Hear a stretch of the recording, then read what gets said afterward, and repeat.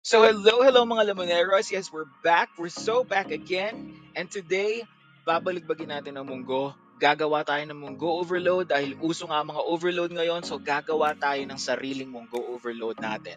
So tara Lamoneros, let's go. Masarap to. Promise, masarap to. Lalagyan natin ng munggo overload natin ng chicharon bulaklak, liempo for lechon kawale at syempre pata. So ayun na nga, pinakuluan ko na lahat ng mga toppings natin para sa munggo overload natin.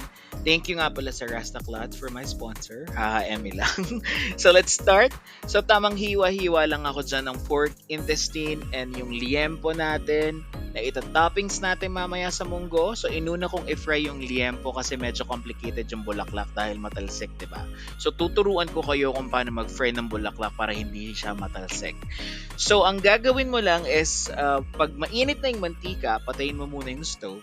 Tapos, dun nyo ilagay yung bulaklak para hindi siya tumalsik. Tapos, open nyo na lang ulit yung stove pag nilagay nyo na or pag nilagay nyo na lahat ng bulaklak sa pan or sa kawali. So ayun na nga mga Lamoneros, tapos na natin lutuin, gugupitin na natin siya and may share ako sa inyo habang nagugupit tayo dyan. So just to appease my curiosity or our curiosity sa hindi pa nakakaalam why it's so famous in the Philippines or why it's so famous for a Filipino to eat a mung bean or the munggo on a Friday. So what's behind it? Why it's munggo related to Friday.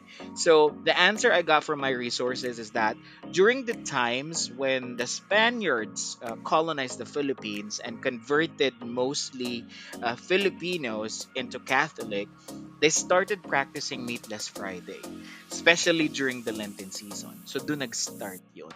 So the original recipe for the sauteed mung beans are all vegetables, but since I made my own version for the mung beans or for the munggo, which is the munggo overload, I made a lot of twists and add-ons to it. And yes, I am breaking the tradition here on a positive level. On a positive level. Ang dami mong ebas, dad. Ama ka na, dad. Tulog mo na yan. Naglalaro ka na naman eh. So ay mga so ay na nga mga Limoneros, let's get back to business. Ang dami kasing chika eh. So wait lang natin siyang kumulot, then let's add some pepper para pampasarap, syempre. Tapos tignan nyo naman, malapot-lapot na siya. Oh my god, tignan nyo yung yung pata, sobrang sarap. Tapos syempre ilalagay na natin yung mga toppings natin para sa munggo overload natin. Unahin natin yung chicharon bulaklak, 1, 2, 3, 4, 5, 6, 7, 8, 1,000 ml. Joke lang. Syempre, lalagay natin yan lahat. And syempre, next natin yung lechon kawale, 1, 2, 3, 4, hindi, joke lang. Pupunuin natin yan.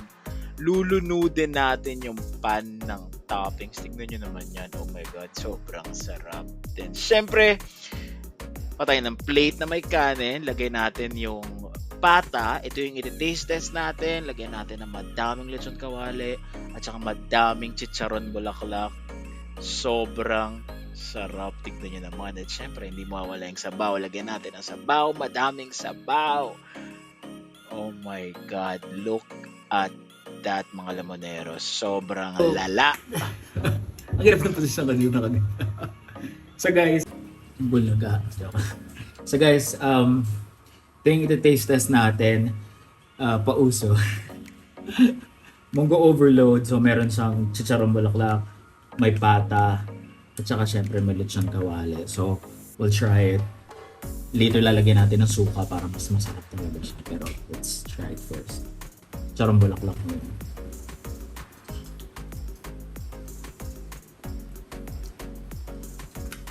Grabe, sobrang sarap ma.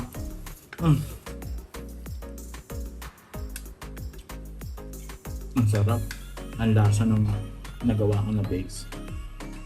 Ito yung gawali.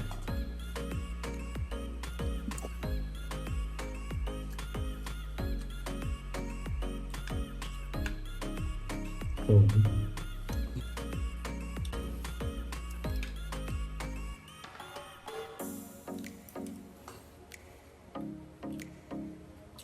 Grabe.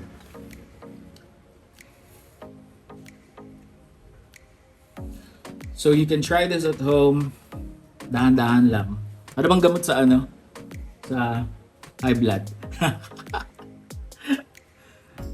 Catapress ba? Ano ba yan? Losartan.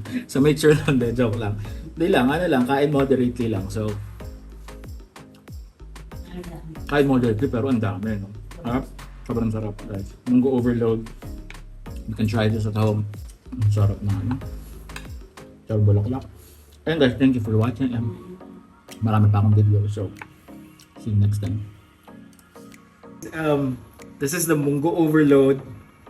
Sibakin na natin to, tikman natin. Pero actually, tinikman ko na sa kanila. So ayun na nga mga Lumineros, thank you so much for watching. TGIF, thank God it's Friday. Kain na tayo. Thank you so much guys for supporting me. Marami pa akong videos dito na ilalatag sa inyo and gagalingan ko pa, promise. Please like and share. See you next time. Salamat!